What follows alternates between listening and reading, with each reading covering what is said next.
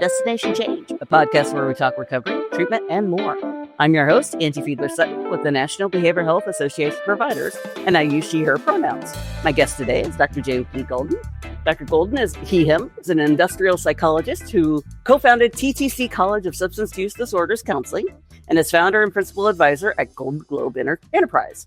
A recognized leader in this field, Dr. Golden has received numerous accolades, including an NAACP Image Award, a California State Senate Commendation for contributions to arts and letters, and the Visionary Award from CCAP for groundbreaking work in education. With over 20 years of healthcare experience and 15 years in organizational development, Dr. Golden specializes in training and design, executive coaching, systems improvement, strategic planning, and diversity initiatives.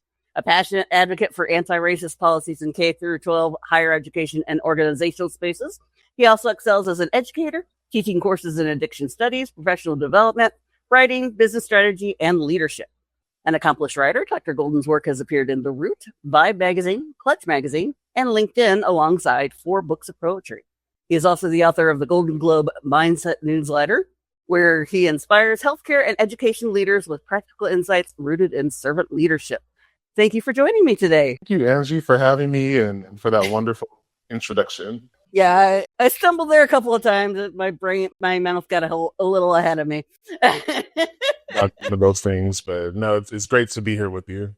Now, longtime listeners are going to know what my first question is because it's always the same for everybody. I ask what I like to call origin stories. Basically, there are a lot of jobs out there. You could have been a teacher. You could have been an accountant. How did you get into the addiction treatment and behavioral health? What made you decide to go into that field? I got into addiction treatment over 20 years ago now. And I think it was an accident, honestly. I wasn't really looking for a sober living or a residential program, but I was a 19-year-old kid in college and I needed to get a job because I was staying back from the summer break and I was going to be here and not be able to go home and I needed to pay my bills.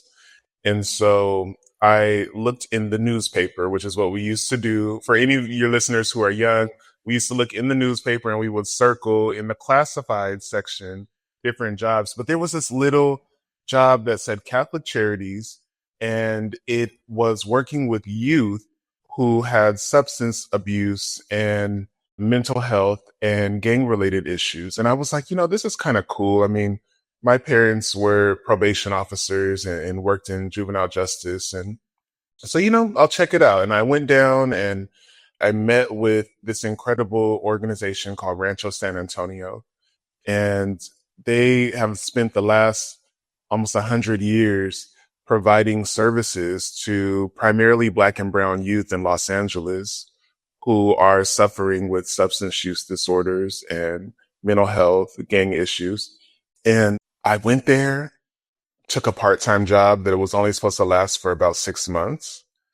And then I ended up staying 11 years. And that was my entryway into behavioral health. And from there, I just took off and went to a variety of places, from working with children with autism who were, 1 through 5, to working in a celebrity rehab in Malibu, and just, all over until getting to Tarzana Treatment Center. So that was my origin story. And yeah, I kind of was pushed into it. But, this field is very seductive. And once you get in, you want to stay because you believe in the work.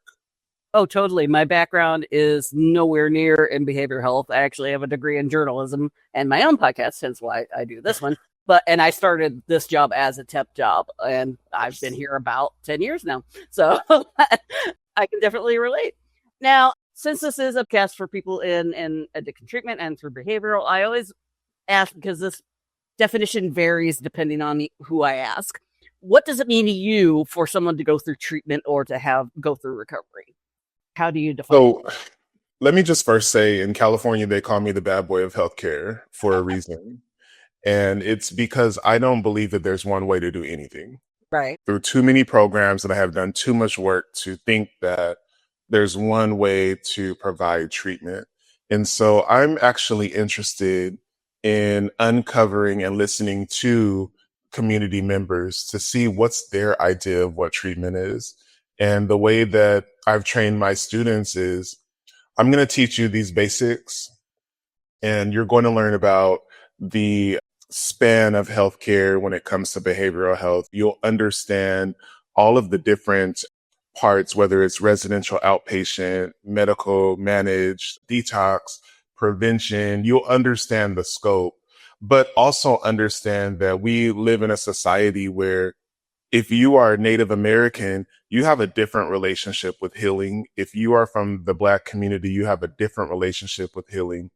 And if you come from different backgrounds that incorporate spirituality and incorporate community and different pieces, that we can find healing in anything and anywhere. So I tend to keep my mind open, but I think that, generally, if people are doing work on themselves, if you are looking at what has happened in your life and you are recontextualizing it, and you are waking up every single day and doing something a little bit differently or trying to, then to me, that's treatment. That is a very liberal approach to that, not to use the term in a political sense, but in the literal definition of it, which I like. It means you're able to be flexible, kind of thing. Now, one of the reasons this podcast is called Destination Change is because we feel that recovery is a journey, not a direct line. That, you may have setbacks, you may have barriers and whatnot. What are some of the things that you've seen that are barriers for people to move forward in addiction that you feel are like some of the more common ones? Yeah. The biggest barriers, I think, are external. And I know a lot of times we'll look at some of the internal barriers, whether that is resistance to change or some of the pieces around wanting to make sure that sometimes we feed our drugs self and mind before we do our physical health mind. But honestly, I think that the biggest barriers I've seen in the last 20 years have been around access to treatment. And, when I look at certain communities, especially the rural areas in California, today I'm doing trainings with county leaders all over California in rural areas in particular to talk about building stronger substance use systems and support for people who have to drive an hour and a half in Mammoth to get to the closest mental health or SUD treatment. And it's like, well, one, in between that time, there could be an accident on the freeway because there could be a DUI. But two, the further away it is, the more motivation is lost. So there's that issue. But then there's also issues for people who don't fall into like a dominant treatment narrative. So, if I have a patient who is a trans, as an example, there's limited facilities that they can go to where they will actually feel nurtured. So yeah, they can go to a general rehab, but then they're going to have to deal with some microaggressions and things that might actually hinder their ability to heal. So, I think those are some of the big barriers. I mean, part of it is that there's not enough treatment. And we know that as people who train counselors, that we're like 3,000 counselors down in Los Angeles. So we're pushing out at TTC College a lot of counselors, and we have been for the last 6 years. But the rate of need is so high, and it's hard to keep people in this field. So, I think that's some of the big barriers that we see. Well, that brings up is a good segue to a question I was actually going to ask later, but this makes a perfect one. Your bio mentioned that you do diversity initiatives. You talked about working with trans people. For better or for worse, diversity is definitely a hot button issue nowadays. Talk a little bit about that, your work there, and kind of why diversity is important to you, and what does that mean to you? Yeah, I think it's ironic in a country that has this really big background with diversity, that it's actually become a hot button topic today. These are things that, this is why they call me the bad boy of healthcare, because again, I'm just not going to play with these systems like that. Not when people are hurting. And I think that we forget sometimes that we are human beings on this planet. and that we all deserve to be treated with respect, regardless of where we come from, what the circumstances are, or the situations. And that is just my moral code of life. And I'm not going to be in any situation where I see another human being and I feel that I should mistreat them or not give them the same as me just because they're on this planet. For me, the work that I do around diversity really is out loud. I've been a writer for a very long time. I started writing articles as a freelance journalist almost 20 years ago. And so I started by talking about some of the disparities that I saw in the community with how women are treated as a Black male feminist at a time before Me Too. And then I went on to focus on finding students who had been traditionally left out of substance use programs, because when I looked around the counseling field, I wasn't seeing a diverse representation of people all the time. So I said, well, why don't we go to areas where you can find trans counselors who are looking to go back into their community? Why don't we go into the hoods in South Los Angeles and find people who are doing work out of their garages already, but just need the certification, who look like me? And I've worked with beautiful agencies that do work with the Asian Pacific Islander Native Hawaiian community. What I find is that substance use does not discriminate, that it's going to take every group and every marginalized, from veterans to people with disabilities, to young people, to women. Everybody has to be represented. And until our country gets that, we're going to continue to suffer, unfortunately. But I will never stop calling a spade a spade. I'm not going to be scared to say inclusion. I also was the same person who was across the street from the White House right after the mandate went out that we stop using that language in this field. And I was speaking and I said, listen, you guys know who I am. I'm not going to sit up here and play in your face.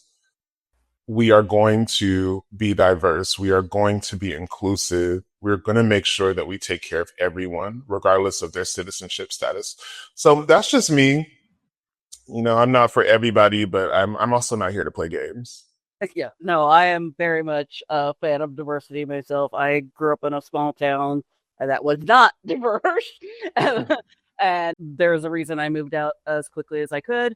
But my wife is trans, and I try and, as a woman, I know the experiences I've had. So I'm very much aware that how people get treated differently because of what, I am fully aware of my white privilege because, as I walk around especially LA. Now, I know you probably don't have a average or a regular day because, your bio has you doing all sorts of stuff, but do you have any kind of routine that you follow, or do you, how do you determine what you're going to work on day to day? It depends. It depends on the day.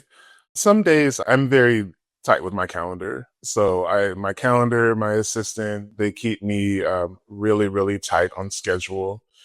I am also a very emotional person. I'm an empath. And so there are certain days when my body just won't do the things that I plan for it to do on those days. And so I have to be okay with having a day where I'm like, you know what, we're going to go hiking today. And that's what we're going to do instead of all these meetings.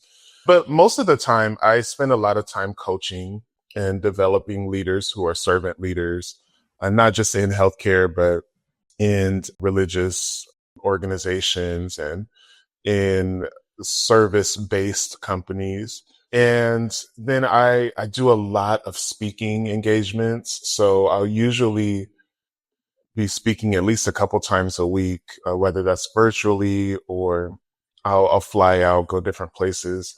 And I do a lot of development. So a lot of research. I have a team of incredible health educators who they help me to figure out what's needed for different populations and counties in California. And so every day is it's like the wild, wild west. I get to do a little bit of this and a little bit of that. I do some writing. I just published an article on Jesse Jackson Reverend Jackson in The Advocate, which is the nation's most prestigious LGBT publication. And, I think that I don't like being bored. I'm still a creative and an artist at heart. So I can't have a regular job, which is why I always have like 20 different things that I'm doing. But all of those things combined create these incredible days where I start off with meditation and I make craft coffee in the morning and just try to live intentionally and softly, but aggressively when needed. Actually predicted my next question, which was going to be, how do you not feel overwhelmed, especially with as wild as the current world situation is? What do you do to kind of keep yourself afloat, I guess is the best way to put it. Yeah, I get overwhelmed very easily. I'm an empath, and it's really easy for me to get upset. These wars and all of that, it really impacts my spirit. And I think for me, it's the balance of mind, body, soul, spirit that I'm constantly thinking about. I write every single day, I journal, and I'm looking for ways to look into my subconscious to see what's stressing me out, what needs to be balanced. I need to get better at going to the gym, but I do walk my dog multiple times a day and I'm out in nature a lot. So, I think that for me, it's meditation, it's prayer, it is a calling on ancestors and being a good person. I think, being able to show up for people and to pay it forward and to lift people up, those are ways that we can absolutely be beautiful for people and live beautiful lives. Amazing way of looking at things. Let's talk a little bit about your work. You've mentioned your leadership work a couple of times now. So in your personal opinion, what makes a good leader? What do you try and guide people towards? Good leaders are servants. I think we've had a few thousand years of understanding what bad leadership does to civilizations. But when I think about great leaders, I think about people who are servants of not just the community, but the people who work with them. These are people who sacrifice.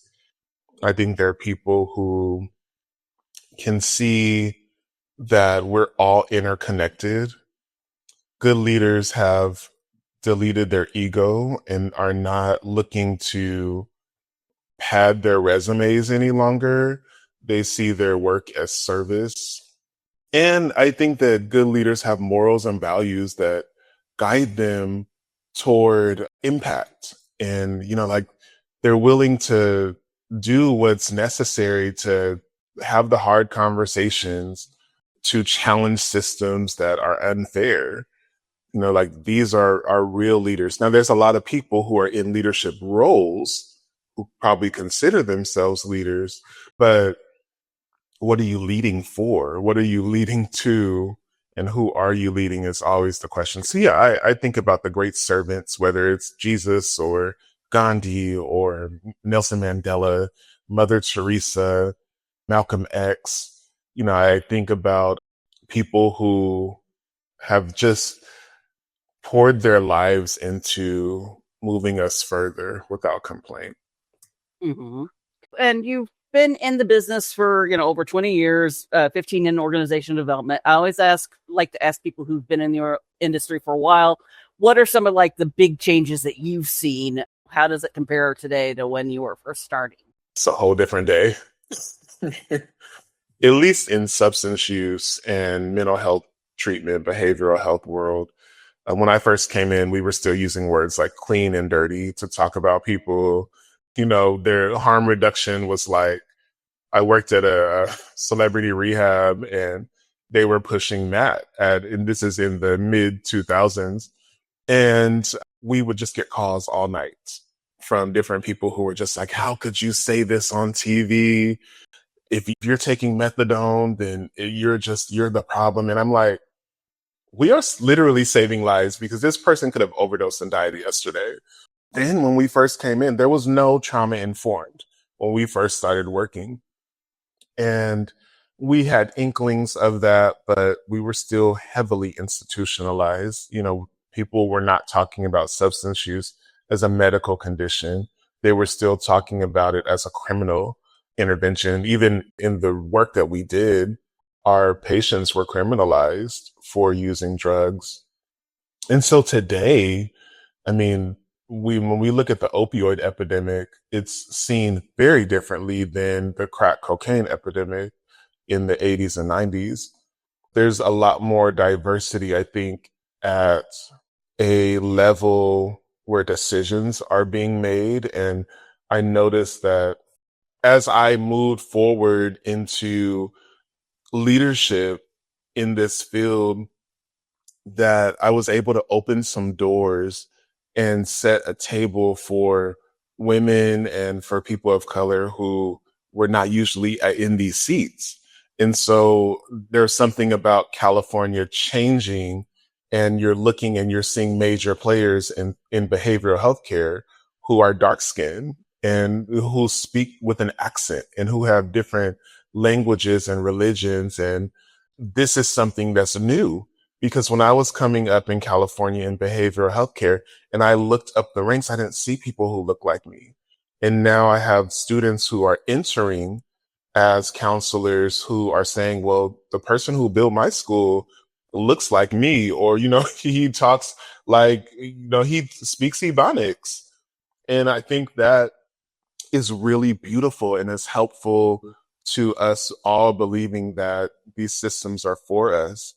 I was never going to have my students just rely on motivational interviewing to help people out. Like, you need to respond to the communities and the people based off of what they're asking for, what their communities are. And that's the privilege of having diversity, is you're able to think about other people. And it's beautiful. So those are some of the changes I've seen. Yeah, no, that definitely makes sense. Well, and along the same line, where do you kind of see the industry going in the next, 5 years or so? I know it's probably impossible to predict nowadays when things are changing on an hourly basis, but kind of where do you think it's going to be heading? Yeah, I think the big changes in our community, in our sphere, are going to be around these intermediate roles that are kind of like conduits for the community. And so I think the role of the community health worker is going to become the primary treatment provider. Community health workers can do what treatment staff cannot for many reasons. They just have the ability to be in the community, to work with consumers and patients at a different level, and to speak their languages and to translate things. They have some of that flexibility. So that's what I'm looking forward to. I think that's a big answer to some of the health disparities, and to making sure that the social drivers of health are intact. If you have someone who doesn't speak English, that they have a neighbor who is able to help them to ensure that they're getting everything they can from their treatment experience. To me, that's the big future. I also think telehealth, and I think we're going to see a lot more treatment in the metaverse and online. And I'm hoping that that'll get better. And the last thing I would say is standardizing education more and more. You know, that's the field that I'm in. I'm in behavioral health education, and there are regulations, but they're constantly changing. And sometimes it's based off of financial pieces. Sometimes it's based off of regulatory pieces.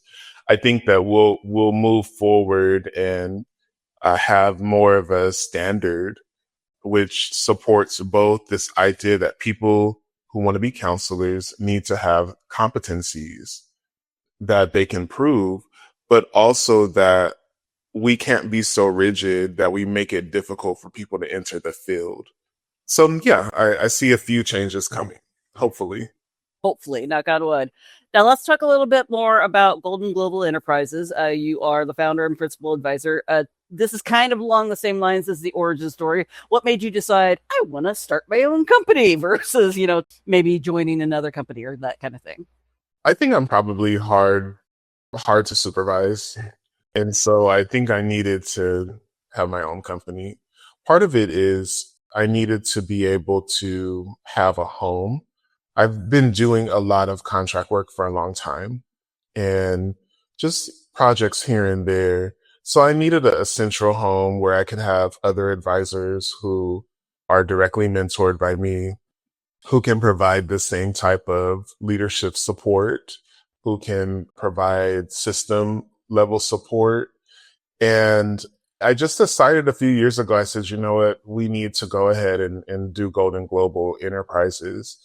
I was really pushed by people who used to work with me as apprentices who said, we're waiting for you to open your business. What's going on? And I was just like, no, I'm just going to stay an instructor and, I'll just retire out of this. And I started to think I really do need to diversify my reach and to have a place that I think I can retire out of that will reflect my morals and values and vision long after I'm gone. And so Golden Global, I wanted it to be something that I could leave behind on this earth that could teach people how to lead and could show people that there's a different way for us to show up in our organizations and that we can make money and still impact the world for good. And we can love the work that we do and that we can be change agents.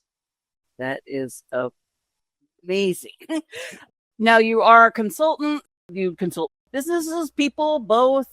Yeah, I do business consulting, management consulting, and I do a lot of leadership coaching for servant leaders in particular. But I like to tell people I work with, and it's a variety of organizations. The thread between everybody is it has to be leaders and organizations that are mission driven and that are looking to make a change in the world. So it can be LinkedIn that's working with me, but I need to understand what kind of change you are trying to make while you're also making all this money. Otherwise, I can't be aligned. So leadership, and I work with organizations that are just starting, that are building, that are strategizing, that are fundraising, that are forming. And then I work with organizations that have been established for a long time, but they've hit a growth spurt, either unintentionally or they want to move into the next level. And then I work with just the most incredible leaders, rabbis and people who have been servants of the community for 40 years, who use their life savings to open a recovery home and have never seen themselves as these big visionary figures. And I help them see themselves the way that the community does so they can raise more money and they can have a tighter ship in their companies. Makes sense. Now, you said there are a bunch of different companies, so obviously they have different issues. You kind of already touched on. Have you seen one or two issues that kind of have been bubbling up as the most common, or? Yeah, and I hate using this phrase because I just don't personally believe in it, but I see a lot of imposter syndrome up and down. I mean, I'm talking about people who are running state departments, who have been in the field for 35 years, who still they don't have the confidence or they're not seeing themselves as who they are. And I understand that because I've experienced that many times. And, it's also part of, I think, servant leadership is the humility, and it's I have this really big title and this access to all of this power, and I'm not sure that I deserve this.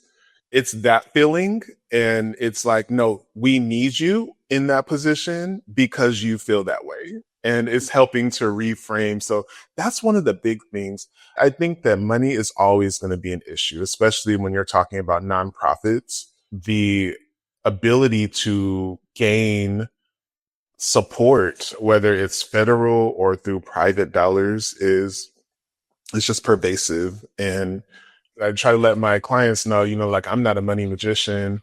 I have worked in program development for 10 years, but that's not my lane. Let's structure this so that people will just want to give you the money that you need to run.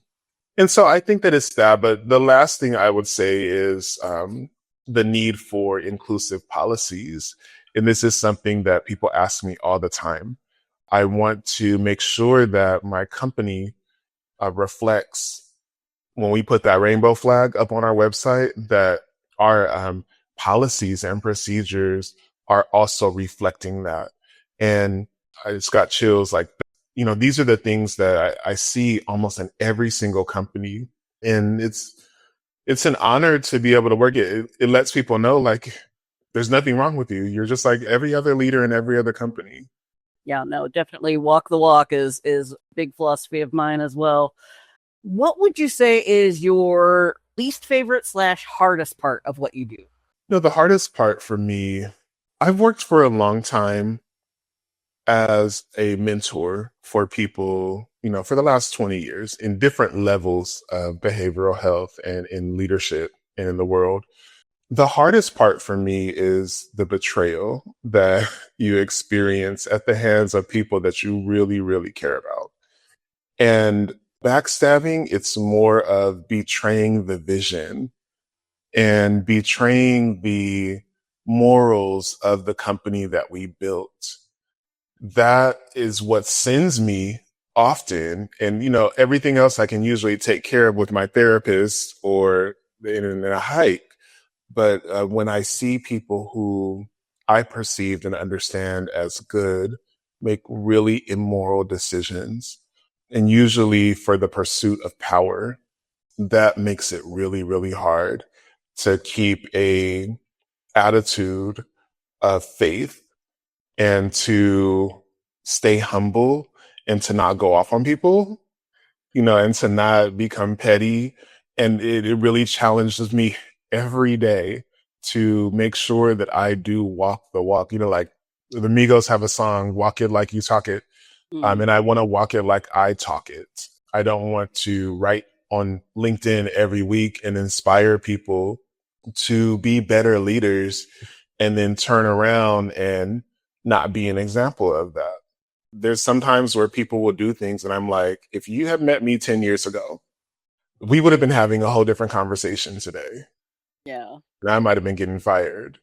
And so, I think that for me, it really is that betrayal, but it's also just, it's hard to see the community suffering. When I go out, I live in downtown Los Angeles, and it's, I live blocks from Skid Row. There's 80,000 unhoused people in Los Angeles. We have the largest population of unhoused people in the world, in our city. And when I walk around and I just think, how did we get here? How did we normalize this? Where people are food insecure, they sleep on the streets, there's no access to showers, and steps from where they're sleeping on the corner, we're having our 5-course meals from Whole Foods. Something about that doesn't feel right. So those are the hard things for me. Yeah, no, having been very, very close to homelessness myself, I definitely feel that. On the other side of things, what would you say is your favorite part or your easiest part? Pick one or both, or what makes the job worth doing? Two sides of the same coin. As much as I feel betrayed, I more so feel proud of the people that I work with. I have seen so many people that I have worked alongside and who I have mentored, who have gone on to do these huge, incredible things in behavioral health care. And I always tell people, don't feel like you have to stay with whatever project I'm on. This should be a stepping stone for you. And I keep that attitude, and then I just watch them leave and I'm sad. And then they go and do these huge things across the state and across the country. And I feel really proud to be a part of people's journeys that way. I see all of my students from the last 5 to 6 years the same way, where I hear back from them regularly, oh, I graduated the program 5 years ago, and here I am now becoming a supervisor of a residential facility. And I'm just like, that to me is what matters more than anything. People like looking and seeing that my students have changed the fabric of their families, where their children are looking and saying, I want to go to college. I want to be working a job where I can give back the way that mommy and daddy do. To me, that's the greatest feeling. It's knowing that while there's a problem with homelessness, that I'm working to push people into the community who will solve that problem. Ugh, it's phenomenal. Yeah. Now, we're about a little over the halfway mark. And before I start moving to kind of wrapping things up, as someone who was almost an English major, we have to talk about your poetry. Okay. Why poetry? What made you do it? What draws you to it? That kind of thing. Yeah. I used to say that I was a musician first because I started playing piano at 5, and I had no idea what I was doing, but I started in that field. I kind of think I might have been a writer first, and I think I may have been a poet. Little me was really expressive with words, and I found some old poems from when I was in middle school, and my incredible instructor sent them out. So I think I've always wrestled with words and tried to use words even before I knew what a poet was. I was trying to rap and do a whole bunch of other stuff. But, when I went to my undergrad program at Cal State Northridge in Los Angeles, and I went in as a music major, and I abruptly changed it to Pan-African Studies and American Literature. And I think from there, I found the words of Langston Hughes and Nikki Giovanni, Audre Lorde, Melvin Tolson, Sylvia Plath, Emily Dickinson, Charles Bukowski. And I was just blown away, by Leaves of Grass and by James Baldwin and these incredible people who seemed to be able to do something that I wasn't even sure I could do. So I just started writing, and I wrote poetry. That was my area of focus in undergrad. And so at the end we had to do a chapbook as our thesis from that program. And that became the beginning of my first book. And I just said, I just wanted to write a book so I could say I'm a published author. And I started sending it out, and people kind of liked it. And so I did another one, and that one just really took off. And that's when I got into award season and doing a national tour. I was really blessed because I did not see that coming. It just sort of showed up. But for me, I wanted to be honest. And I think Afro Clouds and Nappy Rain was an honest reflection of Black boys in the juvenile justice system. And it touched people's hearts. I was scared to put it out because it was a sad book, and I didn't want to be known as a sad writer. But there's so much of our story that is sad, and it's okay to be expressive. And I think, there's something that you can do with writing that you can't do anywhere else. The poems sit with you. They allow you to express deeper meanings and things that you don't want to say out loud in ways that are safer. So yeah, I'm always going to be a writer. I know it drives my team crazy, probably drives my supervisors crazy, whoever has to work with me, because I'm extremely, I'm a creative, and you have to have that alongside the business side in order to work with me. Well, that's actually kind of where I was going for my next question. This is going to sound like a stupid question, but hopefully you understand what I mean. How does writing poetry kind of connect to what your work in the behavioral health and addiction treatment industry? I mean, that's exactly it. There's a connection between the heart and the mind that comes from poetry. I am very sensitive, and I tap into humans. Before I got into behavioral health, writing and reading and speaking and reading poems live helped me to speak to the hearts of human beings. And I think that that is a skill that I was able to transfer into the behavioral health field, where I recognize the heart and I know how to speak into the heart and to how to feel when someone's speaking into me. And poetry does, this is why children have to have the arts. Like it's a mind thing with music. It is a heart thing with writing and literature and dance. And we have to be able to make liberal arts great again. Exactly. No, I'm very much a STEAM versus STEM supporter. For those who are unaware, STEM, science, technology, engineering, and math. The A adds art, for those who may not be familiar with the acronym. Now we're getting close to kind of the end of the thing. So one of the things I like to ask, if you could travel back in time to when you were first starting out, what advice would you give yourself? What are kind of some of your biggest lessons learned? I'm really grateful for my experience, and I had great mentors. I think if I could tell myself anything going back into time, it would be, don't feel so bad, about what you're doing. You are a beautiful human being on this planet, and you're going to touch a lot of people's lives. So just keep on keeping on. And, we feel so bad sometimes in these service oriented fields because they're thankless and they're hard on our emotions and our bodies.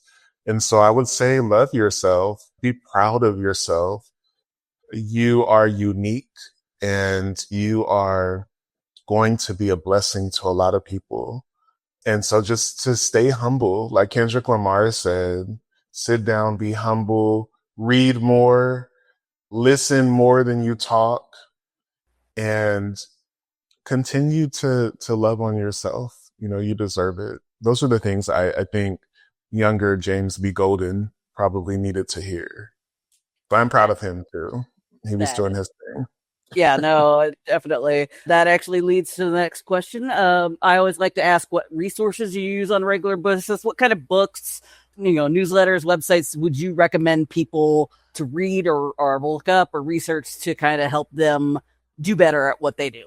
I'm an avid reader and I try to read across disciplines. The one thing I would say is, the big thing that I would tell people is read as much as you can. Like I know the YouTube videos are good, podcasts are good, but there's something about old school reading that infuses within your mind a little bit differently. And so I would say read a mix of journals, whether that's some of the APA has some journals, the American Psychological Association. And then I tend to get a lot of information from memoirs. And so especially in substance use and mental health, books like I'm Black and I'm Sober by Cheney Allen as an example, or God and Starbucks by Vin Baker. I think about those from recovery to discovery, Felicia Lee Sexton. Being able to take some of those and then to combine those with some of the good literature that you would see from, like, even CADAPT in California has a newsletter that they publish, like those things are really great balances. Or DHCS, a newsletter, SAMHSA has publications that are really great. So yeah, I mix mediums and I try to stay up to date on what's going on. Now, as I said, we're getting close to the end. Was there something that you wanted to talk about that we haven't, or that you thought I was going to ask, but I didn't? So great. That used to be my favorite question to ask in job interviews. What have I not asked you that you need to know? No, I think that I just hope my life represents something on this planet. It's not the work that I've done, but it's the ability to inspire people to do more work and to take whatever you're doing, whether you are sewing clothes or cleaning floors, that you find a way to provide some type of service to people. There are too many people on this earth where if just a few of us could think outside of ourselves, I think we could change the world and we wouldn't have a lot of these issues. And so that's what I'm trying to do for the rest of the time. Whatever amount of time I have left on this planet, is just inspiring people to do something to help your fellow human being. It's beautiful. For those who may want to get in touch with you or learn more about you, where is the best place I can get? And spell out websites, please. The best place to get me is on LinkedIn, and James B. Golden on LinkedIn. I'm always on there, and I put all my articles and different things up there. I have a weekly newsletter every Monday that comes out on LinkedIn.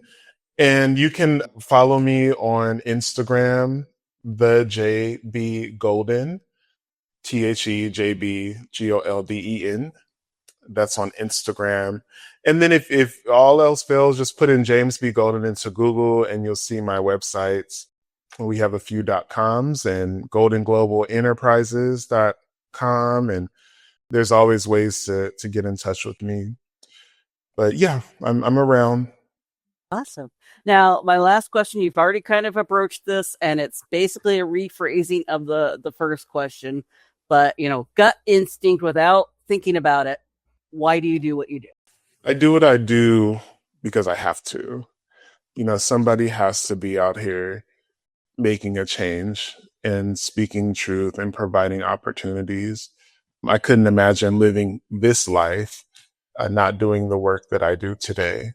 And I'm going to do that regardless of where I work. I'm going to be an advocate. I'm going to open doors and push seats under tables for people. And I'm just really grateful to have the ability to do that. It's the perfect way to end this podcast. You've been listening to Destination Change. Our guest today was Dr. James B. Golden. Thank you for being here. Our theme song is Sun Nation by Kitsa and used via Creative Commons license by the Free Music Archive. Please consider rating and reviewing the podcast on Apple Podcasts so we can get more listeners. In the meantime, you can always see more about the podcast, including show notes and where else to listen, on our website, www.nbhap.org. If you have questions for the podcast, please email us at info@nbhap.org. Thanks for listening.